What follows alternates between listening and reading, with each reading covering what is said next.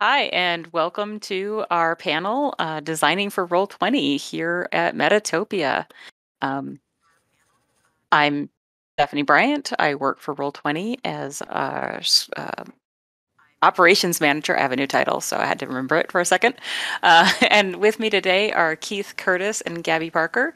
Um, Keith has been playing RPGs since 1978. He is an illustrator and a cartographer in the RPG industry with several hundred publishing credits. Keith has been on Roll20 since 2013. He was a moderator for the Roll20 forums for about a year. He's currently a forum champion, which means he spends a lot of time on the Roll20 forums helping other users. Keith is probably one of my favorite users at Roll20 because he is such a huge help. And he's also a marketplace creator, and as of last year, has been working as a contractor for Roll20 doing module conversion. Gabby Parker joined Roll20 in 2017 and has spent countless hours building elaborate home games from scratch as a GM, and she's played in many years-long campaigns. She's a avid lover of all things tabletop RPG, and especially enjoys exploring different gaming systems. Gabby has a special place in her heart for Pathfinder, and that's been her fantasy home for many years. Gabby joined the conversion team at Roll20 in 2019 and has been finding new ways to improve the gaming experience at work and at home ever since. So, welcome, Keith and Gabby. Thank you. Good morning. Hi, everybody. So we're gonna get right to it. And if anybody's watching live right now, feel free to put your questions in the stream chat. I will be kind of paying attention to those, and we'll sort of mix up the talk, question and answer sections a little bit. So I have a little Goofus and Gallant compare and contrast thing here. We're going to start with Gallant. What is good when you get assets and source documents to convert? What makes things easier about that process? Why don't I handle the art side, Gabby, and you handle the text and more text data. formatting and yeah. That sounds good. That's kind of how we split up doing conversion tasks. I'll go first because on my monitor Please, I'm the first feel image. free. Funny how that works out. Gallant. What gallant things? Gallant things are when the person providing materials for conversion provides you with materials that can be edited easily. If they are providing a map, then any labels that go on the map, like markers for secret doors or room numbers and things like that, are all things that are not flattened into the image. They can be removed so that you can put down a nice clean player image and then put on all the things that are hidden for GMs more easily. Sometimes we don't have that, and it can take hours to painstakingly paint out things or to pull them out through other means. But that's probably the biggest thing, is to provide materials that are easy to work with, that are of sufficient resolution. There's enough pixel data there that we don't have to zoom into things and make them all grainy. And let's see, probably the only other thing I can think of, like on the broadest level, is if you have illustrations, say of characters or monsters or things like that. If they're available with a transparent background, please give us the transparent background, and give us PNGs or PSDs with transparent backgrounds and not flattened JPEGs with white backgrounds, because those take extra effort to make look nice. Okay. I just wanted to give a little more context to kind of what we do as a job. We're both conversion contractors, and so we get these files that are from the original written modules, these beautiful PDFs with all of the art and all of the formatting, and we kind of have to strip it back to its basic, this is text and it has no formatting and we have to reformat it, or this is an image that is nicely placed in the book, but on our virtual tabletop, we don't have those same options all of the time to be able to make it look the exact same. So what we're trying to do is create as good a representation as we can of the original work while keeping the same intent and the same love behind those images and that text.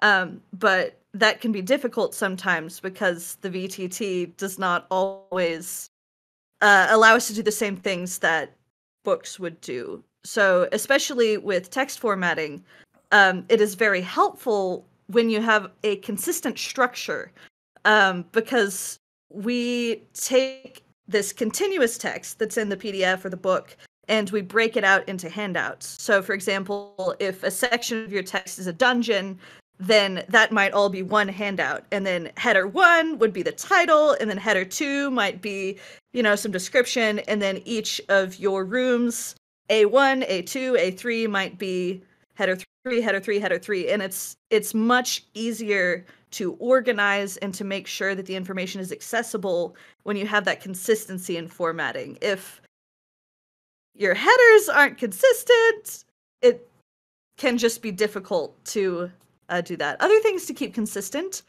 are things like bolding and italicizing. It's okay if you don't, but if you do, you should do it the same all throughout.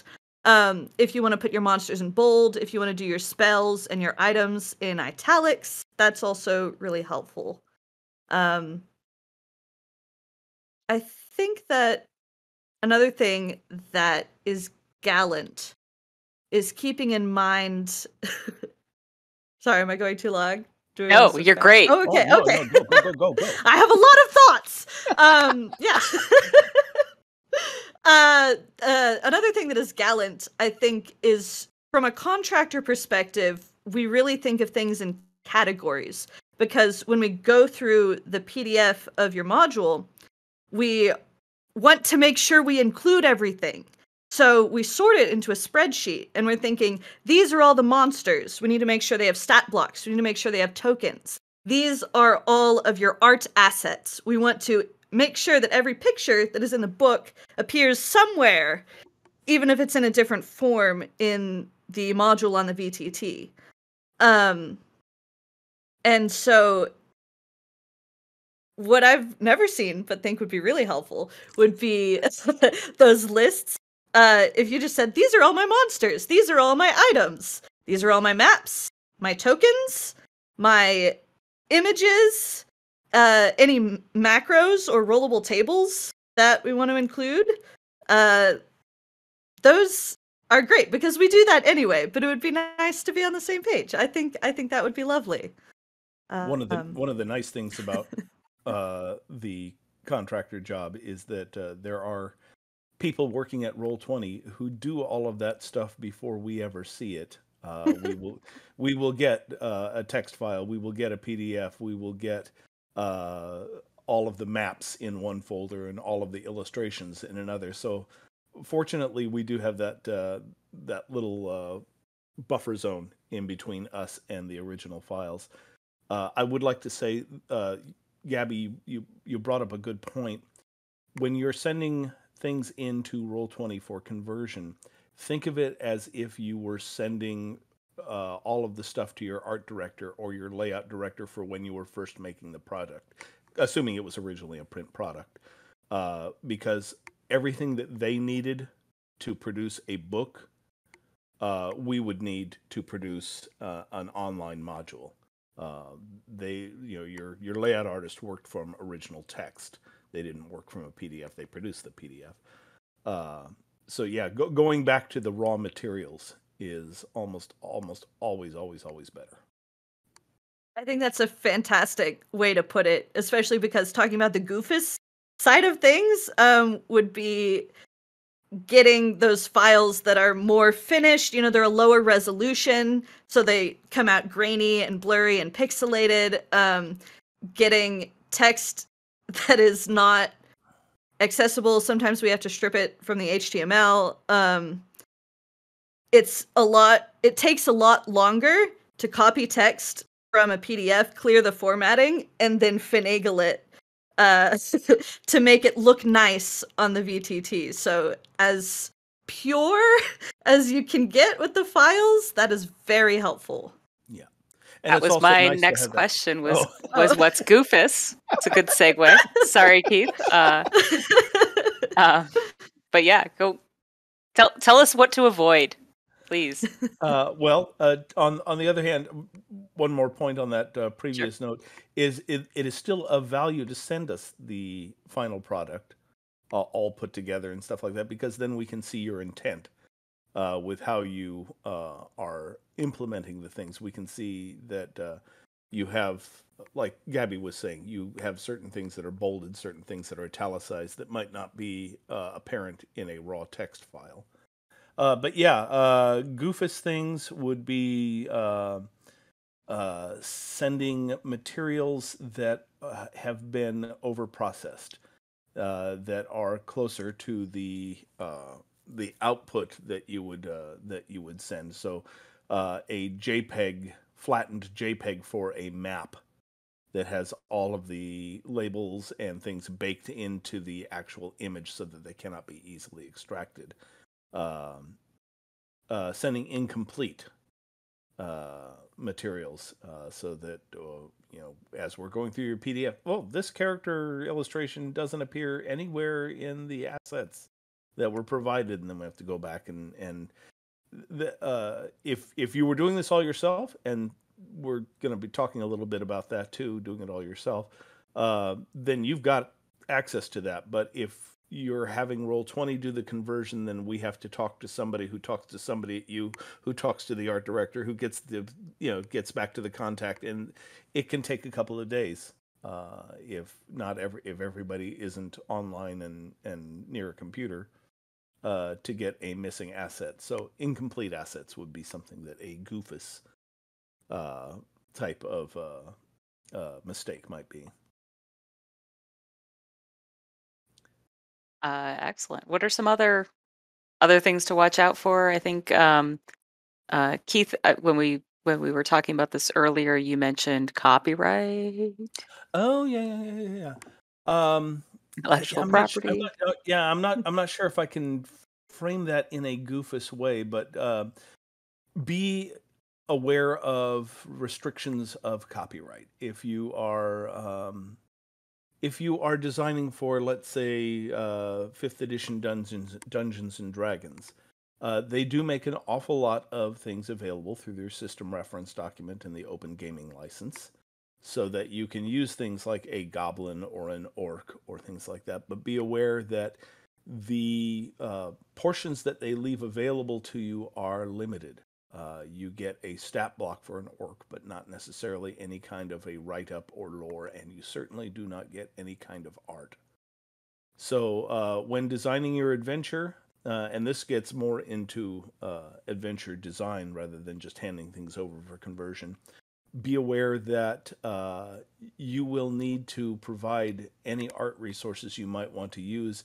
If you want to heavily feature, let's say, a goblin clan in your adventure, be aware that unless you have rights to some sort of goblin art that you are going to provide, then all of your tokens will necessarily be little circles with the word goblin written across them, because Roll20 is doing a conversion. They're not freelancers or contractors, illustrators, or cartographers. Well, the individual people might be, but the service isn't. Right. Yeah, I think if I can ahead. add in, I think another thing to keep in mind would be kind of designing for the minimum user level. When you're talking about Roll20, you have the free accounts, the pro accounts, and the plus accounts. I think plus and then pro. Plus but and pro. different. Yes, different levels have access to different features. So if you design your adventure and it relies heavily on API scripts, if it relies heavily on dynamic lighting to make things work, then that's not accessible to all of the users necessarily. So while it is lovely to put those things in, and when we do conversions, we do add dynamic lighting, it shouldn't be fundamental to the actual playing of the module. Yeah, and if we want to segue into design considerations, there's a lot we could put into there, into that category. For instance, in just terms of general design, be aware if you are designing specifically for a virtual tabletop. If you're designing for print, well, that's probably your primary goal. But if you are designing for virtual tabletop or you are designing things that can be used in either, keep in mind the limitations and the strengths of a virtual tabletop. For instance, in a book, books are designed in portrait mode. They're very vertical, and you will see many lovely full page maps that are vertically oriented because somebody designed for an 8.5 by 11 page. And funny how that dungeon just has those proportions. But if you are designing for a virtual tabletop, everybody's going to be playing that on a screen that has something like a 16 by 9 or whatever orientation. And those experiences are going to be more horizontal. Now, people can scroll and such like that, but if you are having just keep that in the back of your mind when you're designing like a huge room that all the activity for the major battle of your module is going to take place in. Think of it as how is this going to work in play? Are people going to be scrolling up and down and up and down and up and down a lot, or can they just kind of zoom out so that the whole thing fits in their screen? So that's a general design consideration. Go ahead. No, I think you have an excellent point thinking about kind of the in-person tabletop experience versus the online tabletop experience, especially when you're talking about such a visual medium. Right. Because when you're at the table, you're a little more focused on your friends. There might be a battle map, there might be minis, but there's a lot more going on in the room. But if you're playing online, your friends might not even be on the same screen. They might be little pop-ups in the corner. You want to give your players something to look at. I think it's really important, even if you don't have a map.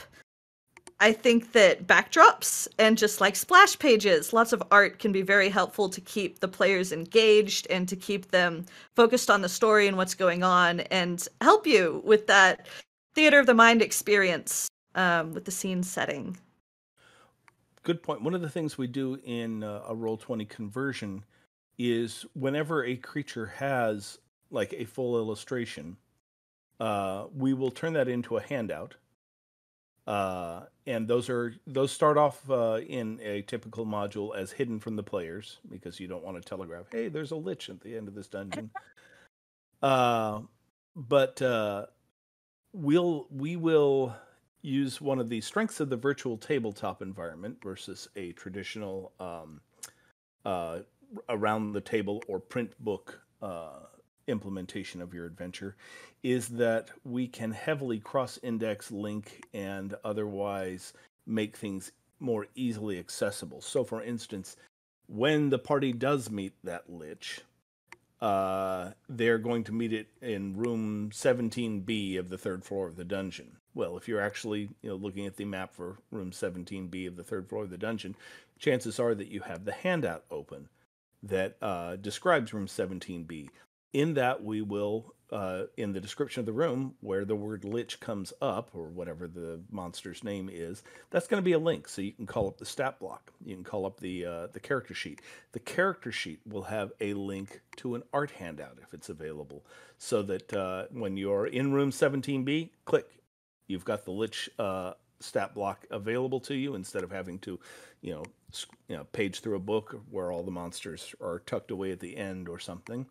And if you want to show your players what they're looking at, that character sheet for the Lich has a link to the art handout, and you can just click on that, open it up. There'll be a Share with Players button.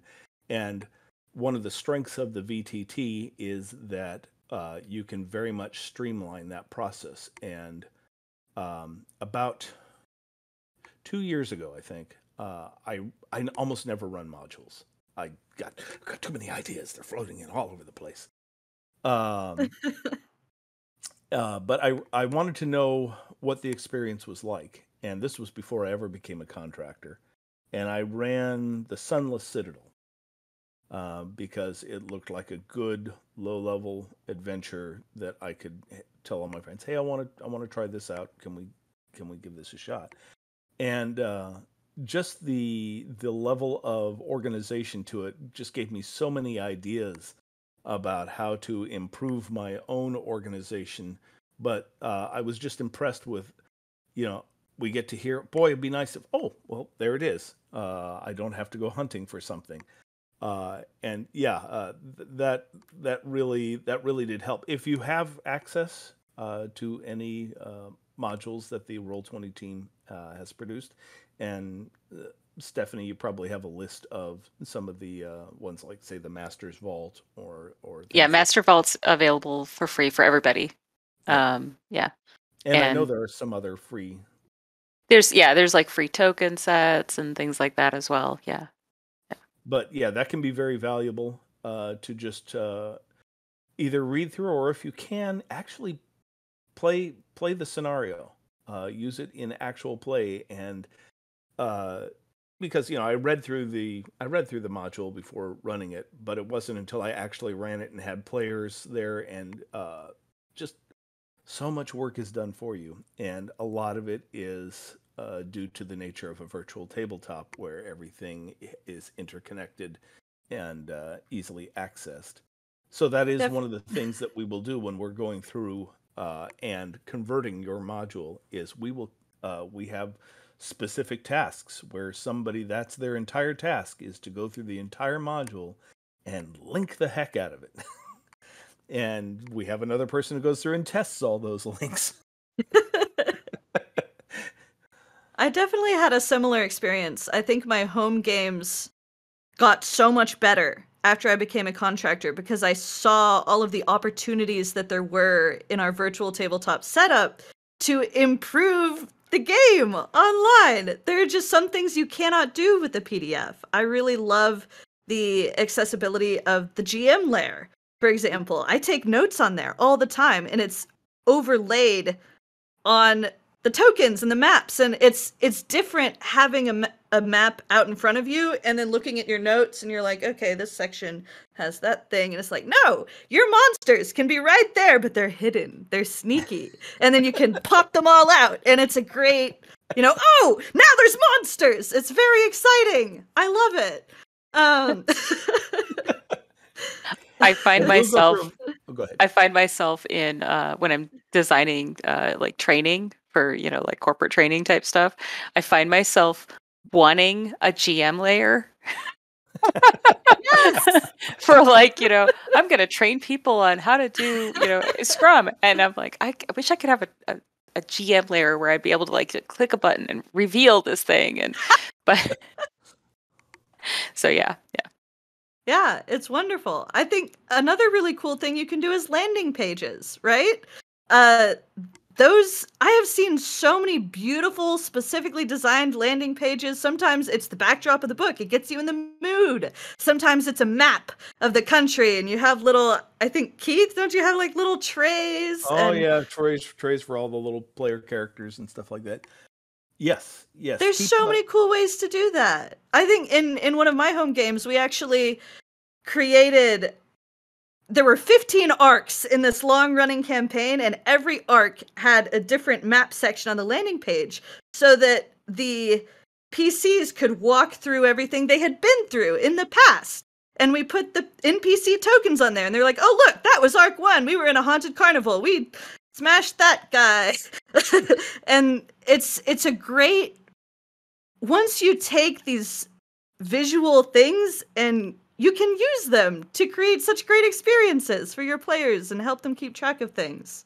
That brings up a very good point that, and you touched on that before, that what is different about the virtual tabletop experience from the tabletop experience is that in the tabletop experience, you're in a physical space with somebody and you're interacting with them, and there are things to look at, there are things to keep you occupied and engaged.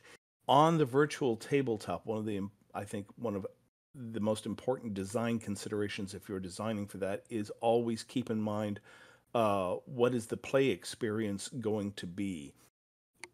It's a very, very visual medium, and you need something to keep people engaged, because around the tabletop, or the real tabletop, you've got friends, you've got things to keep you occupied.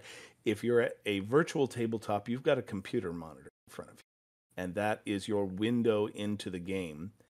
And ideally, hopefully, the rest of the world is dropping away, but these days, most people spend a huge amount of their lives in front of a computer monitor, and distractions are easy to come by. So whatever you're designing, whatever the action in your game is, whatever is going on, keep in mind that you want to have your players visually engaged. There should be something for them to look at. Gabby brought up the landing page. Most of the Roll20 modules, the full modules, will have, say, the cover of the book, which is usually evocative of the adventure that is within, as a landing page. And it's helpful to go back to that if nothing is happening that is tactical, if there's no map or tokens to interact with. Some GMs will have, say, a page that just has, the backdrop of the page is a scene of where you are, a spooky castle or a windswept plain or something like that. Something that you can look at. That's what I do. Yeah. I run a lot of story games and games that are not tactical, and most of my Roll20 setup is finding good art for those backdrops, for sure, or organizational pages, where it's like Gabby was saying, we want to keep track of that story arc or whatever. I have one that I use that it's like their job board. So, all of their side quests and things that they're like, oh, we want to follow up on that later, right? And so you have a little organizer of like, did we do this? Check it off. Oh, I've got to do that. I love that. Yeah. Let's talk about a couple other things that the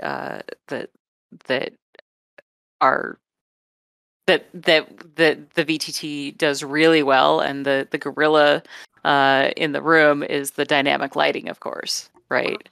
I know it's not available on the free account, but dynamic lighting is my all-time favorite feature at Roll20. It is so worth it. It is so worth it.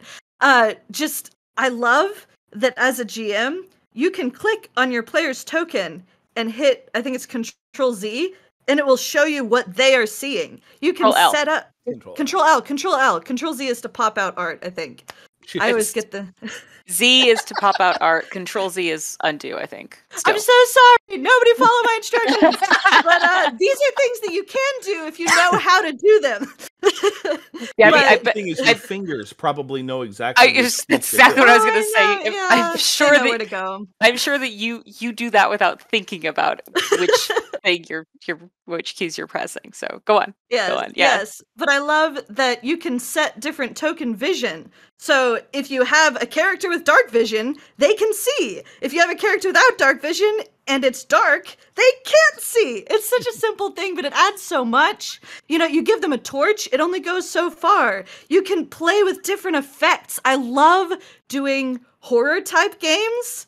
You can't see what's behind you. You can't see what's around the corner. Your light only goes so far. What's there? what's there. It's the types of things you cannot do with just a map. It's wonderful. I love dynamic lighting. The directional light where you can make it look like a Directional like a light. flashlight is even better for those horror games where you're like, you know. Yes. I could talk about dynamic lighting all day, but other VTT things that are great. Rollable tables will save your life. You have this table of 100 things. Click. It pops up. Here's your click. It's so easy.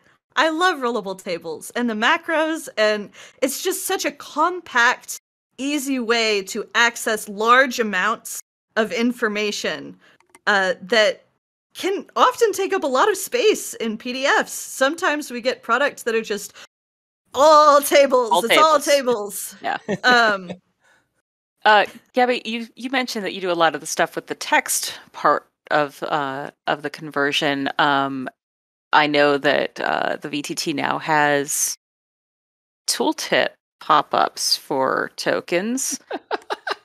You want to talk a little bit about that?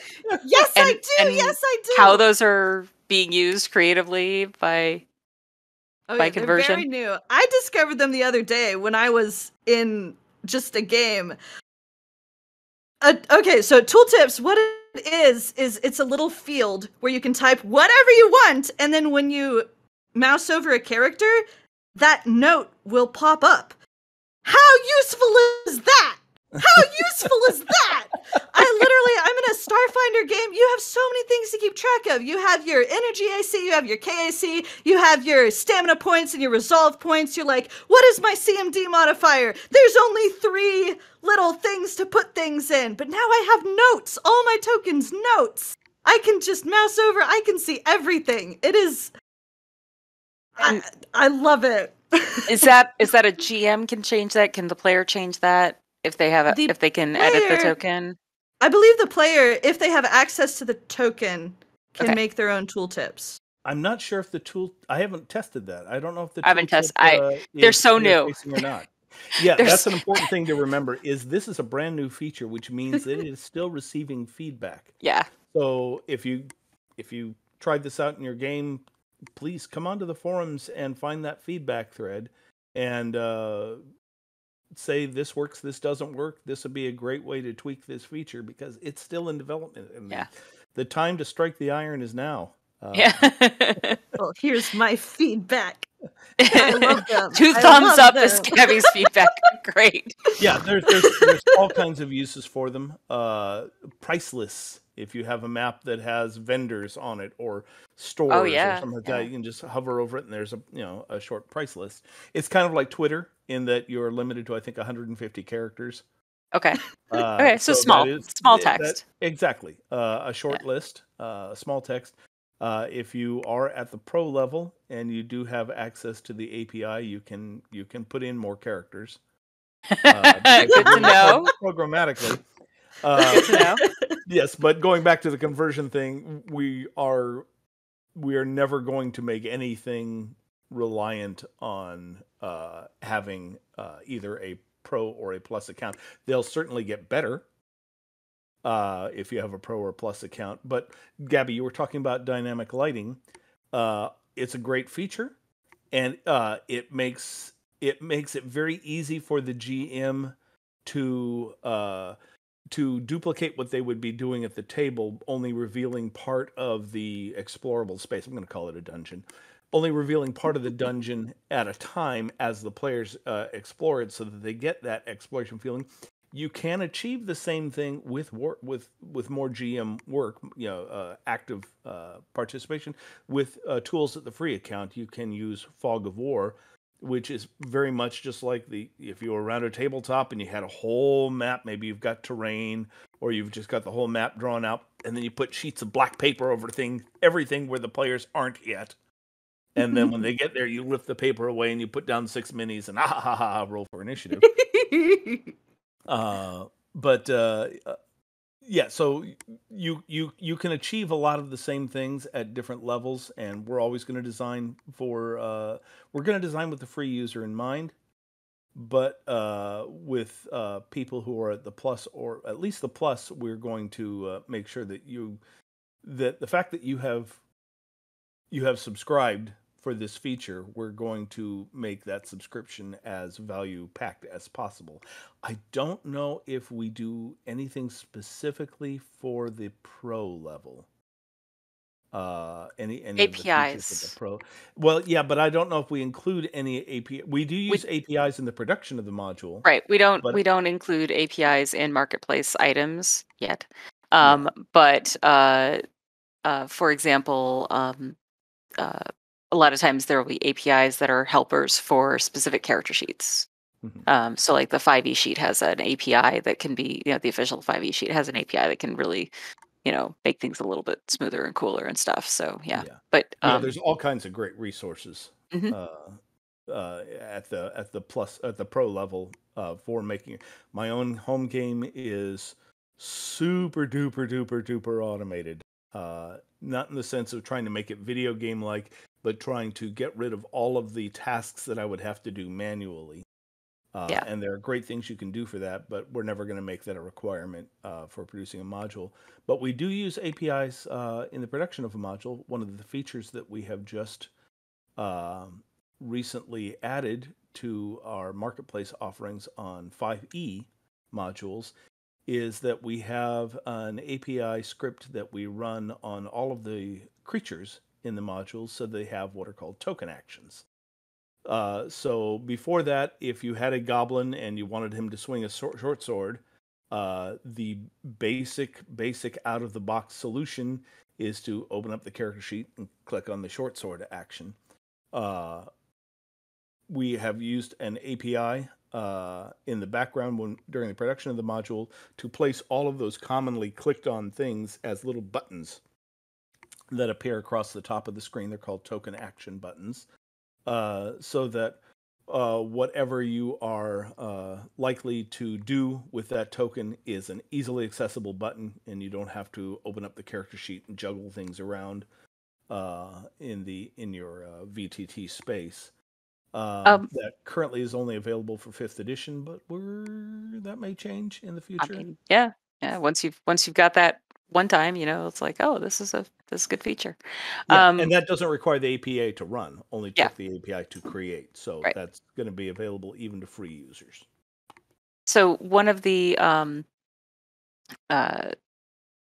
features of having a pro account, this is not available for plus users, but for pro users, is the custom character sheet and the character sheet sandbox for making your own custom sheet.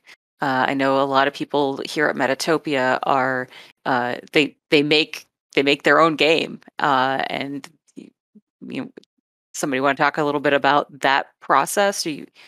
I don't remember, Keith and Gabby, if either of you have made custom sheets for campaigns. Not for professional use, but in home games, yeah. Okay. I've mocked some things up.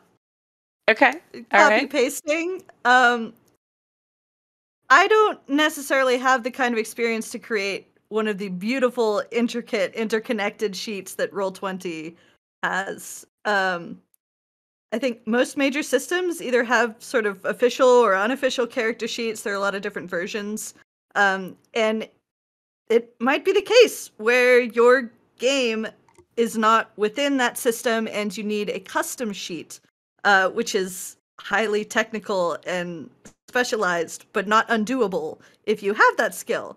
It's mostly HTML and CSS, to be honest. I have made custom sheets, and I have made sheets that have been released in the platform. So it's mostly HTML and CSS and a little bit of JavaScript. So it's not as if anybody's like, oh my god, that sounds terrible, it's not as daunting as it seems. It's not impossible to make a character sheet and even make it look pretty good. I've made a few of them, and they don't have to be as complicated as the 5e sheet to be well loved by people that play with them. Like, seriously, the 5e sheet is like 30,000 lines of code.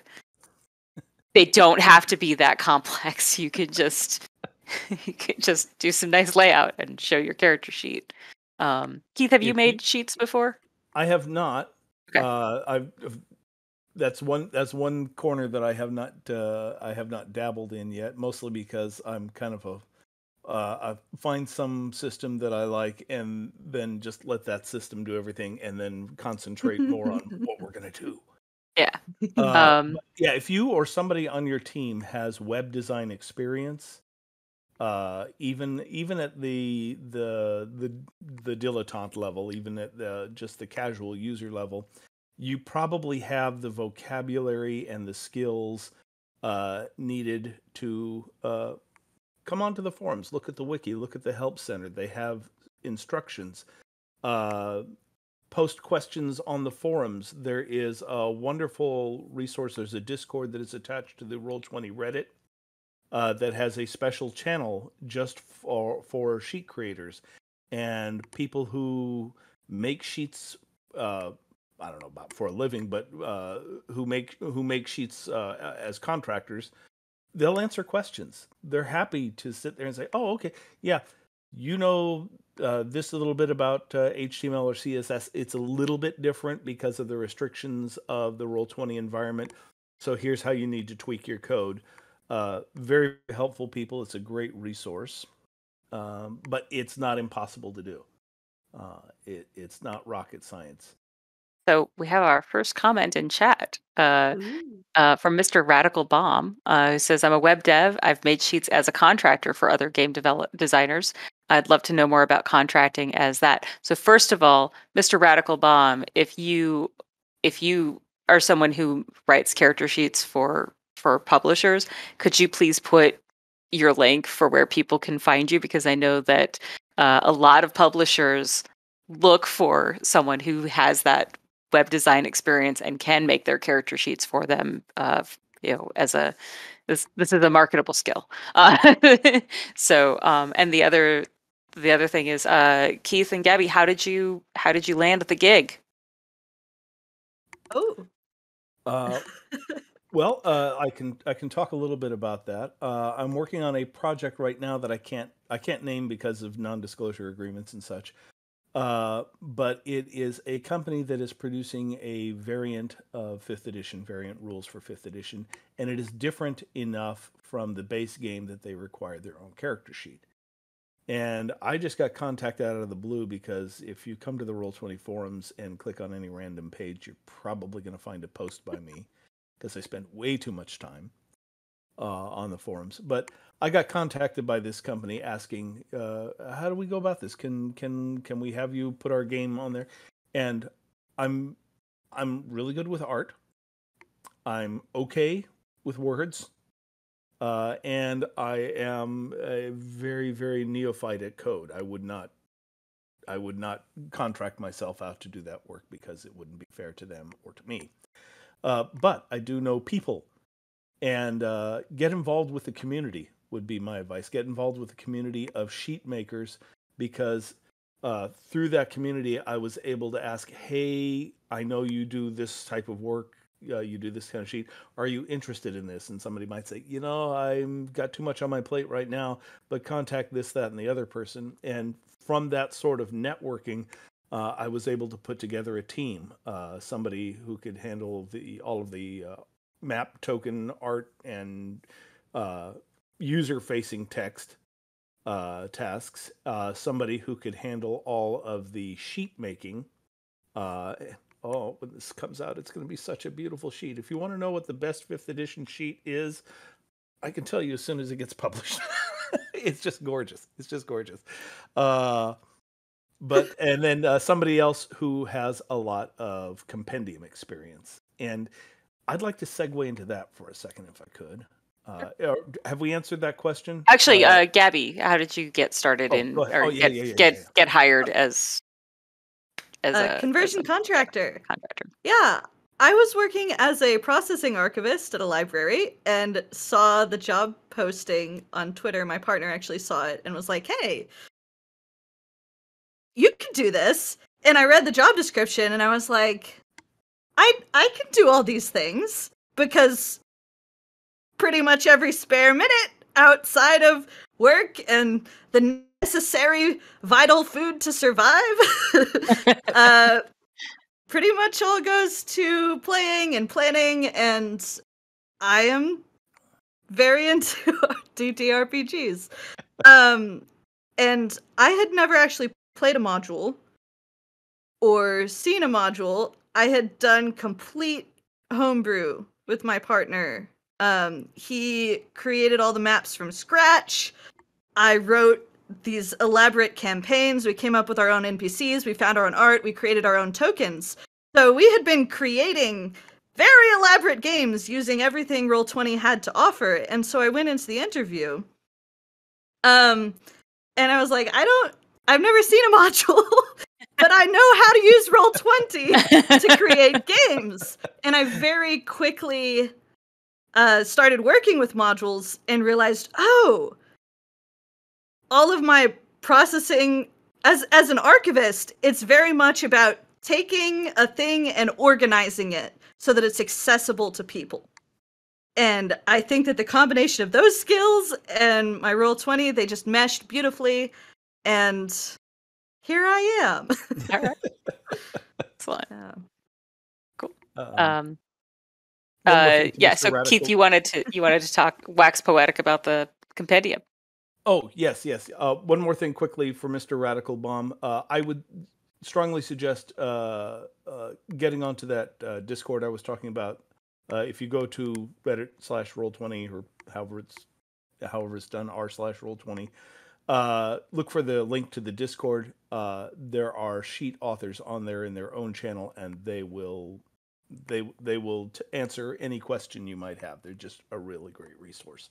But yeah, going back to Compendium and such, one of the decisions you will need to make when you are converting your game or sending somebody, sending Roll20 or whatever team you've put together, the materials to convert your game for Roll20 or virtual tabletop experience, is to know the scope of your project.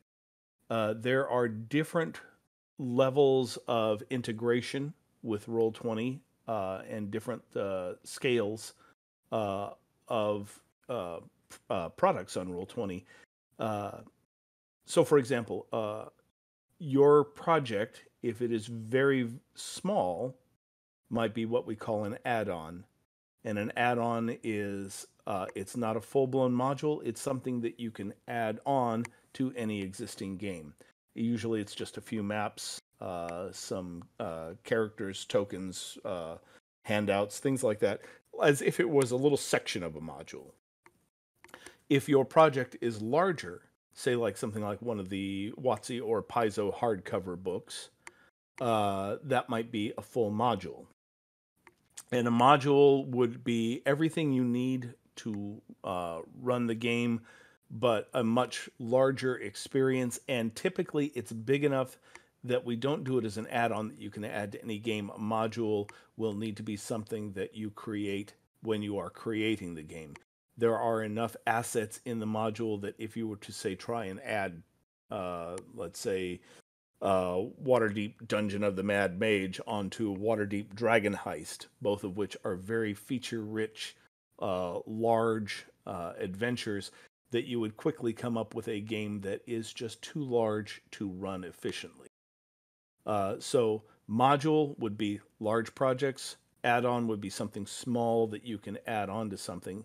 And there are even some hybrid cases. For instance, in the example of the Waterdeep Dragon Heist, Roll20 provides the base module as a module, and then Dragon Heist has a feature where, depending on what season it is, you can run one of 4 different scenarios after that. And in order to make the game as playable and as easy to use as possible, Roll20 has used a hybrid approach on that. You create a game with the module, and then you can add on the materials that you need specifically to run that adventure. So be aware of the scope of your project.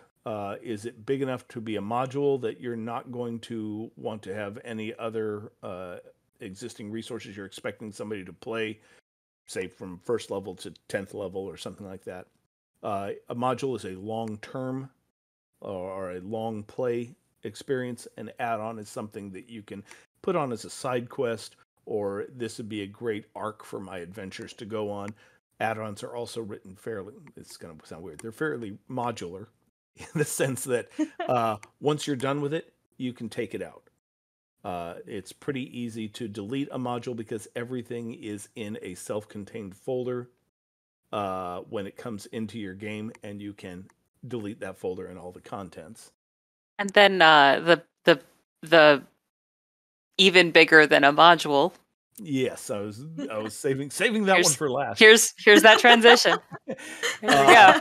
If your game is not very big, that's not the right word. If your game is very specialized, if you have an awful lot of custom rules or monsters or assets that are going to be used across a product line, if you're planning on producing, 3, 7, 10 modules or whatever, all based in my fantastic world, and we're always going to need access to these custom character classes or these specialized custom monsters that appear throughout, you might want to consider a compendium or a compendium edition, depending on whether you are producing your own game from scratch or you are adding on to an existing body of.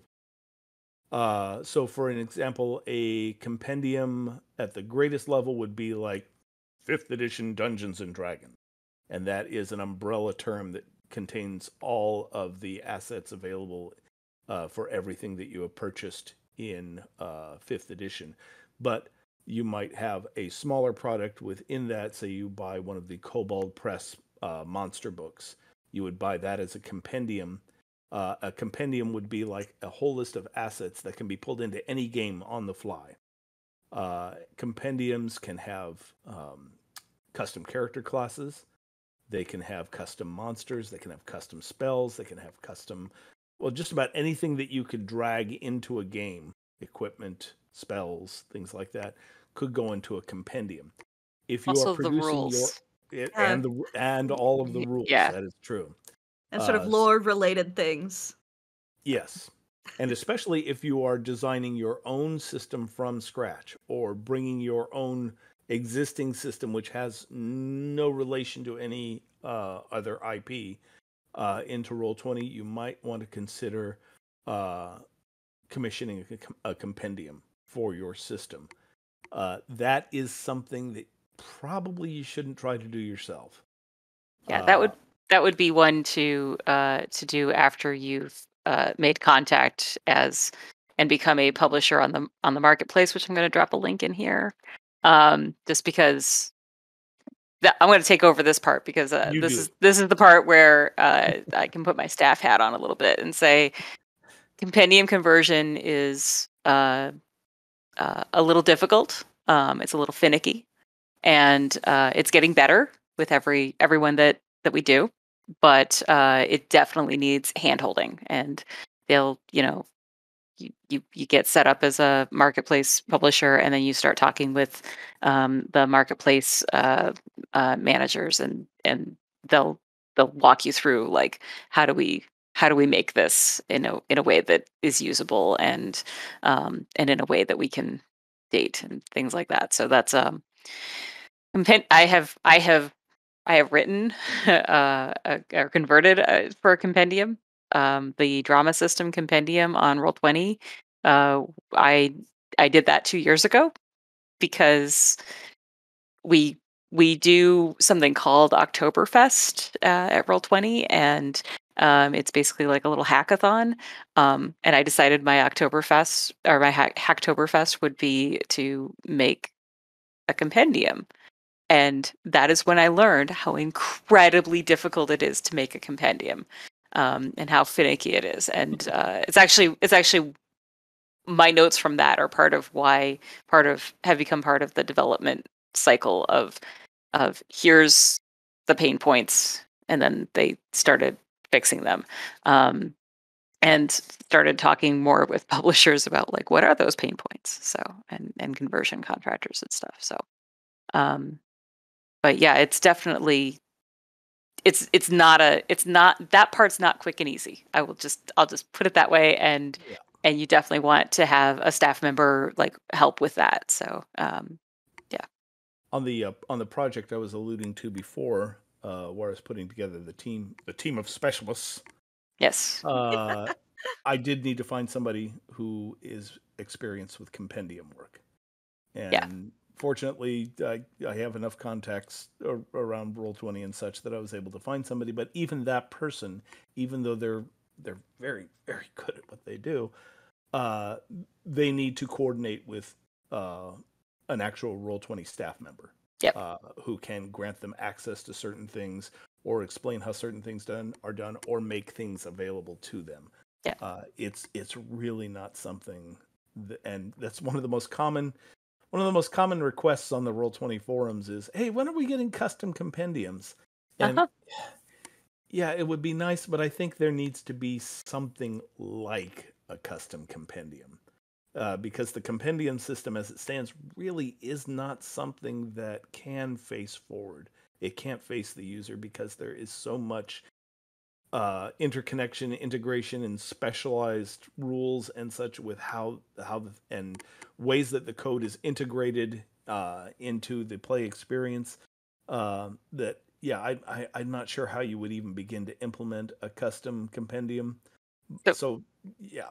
So we have I'm gonna share a little internal baseball here. We have a kind of a running joke. It's the Roll20 drinking game. When somebody says we should rewrite the compendium, you have to take a drink, because that is the inevitable end of that discussion. Is, well, we should probably rewrite the compendium, because we know, like, we know how the code is structured, and how difficult it is to, like, there's I think they call it technical debt, but we also acknowledge that technical debt is sort of a word that gets thrown around a lot. But yeah, that's You have to that's take 2 drinks if somebody mentions the auto linker. we usually start with the auto linker. Oh, great! That's good timing. Gabby, do you have any parting thoughts for people who Parting are thoughts. looking at either getting into this or hiring a contractor, um, If anything this like that? sounds like it's something that interests you, please do it. We need more games in the world, and there are so many creative minds out there, and I would love to see all of your content. And I would love to help convert it if that's the route you go, or play with it otherwise. So please don't, please follow your dreams. I think my parting words of advice would be play something that has been converted. I learned so much that way.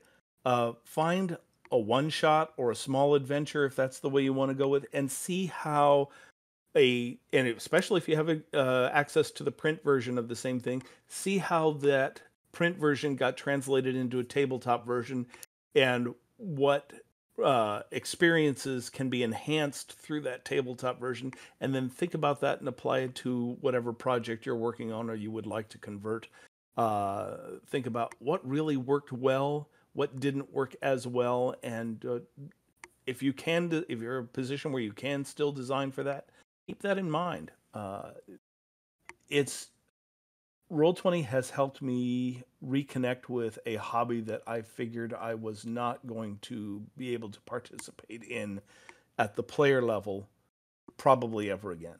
I like to play with my friends that I already know. Playing with strangers gives me the heebie-jeebies. And I was able to reconnect with friends that live 1,000 miles away, people I went to high school with back in the Bronze Age. And it's just a fantastic resource with the state of the world and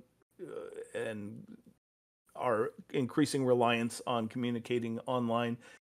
It's just a great way to continue and grow the hobby. And if you have that opportunity, please give us fun stuff to do. All right. let me post our links again. Gabby doesn't really have a Twitter or anything, so I don't know. Can they find you on? Are you active on the forums, Gabby? Little the internet comparatively. Okay. You can find me on Discord, I suppose. Okay. All right. Puddle Pirate 5574. I think. Check that real quick. 7-8. 8. Yes, that's correct. Terrific. And I'm just posting our links here really quick. Because I want to make sure that people can find us if they're looking for resources, or if they want to reach out. If anybody wants to find me, just go to the Roll20 forums and open any page. It's true. You will seriously. you will find I Keith.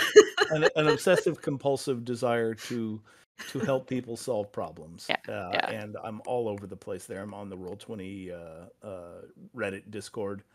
I'm going to take a quick second here and say, and also next month we have Roll20 Con coming up, which is really exciting. It's November 12th to 14th. I'm going to be running games, so and I know we have like lots of streams and everything setting up, and I think Strixhaven, aren't we running a stream for that? So very, very exciting, cool stuff. But definitely check that out.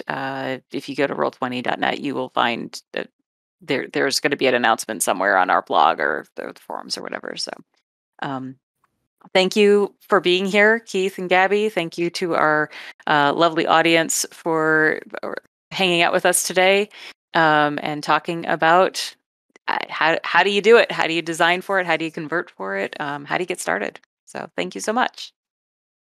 Thank you. And thank you, Metatopia. Wave. Yeah. Bye.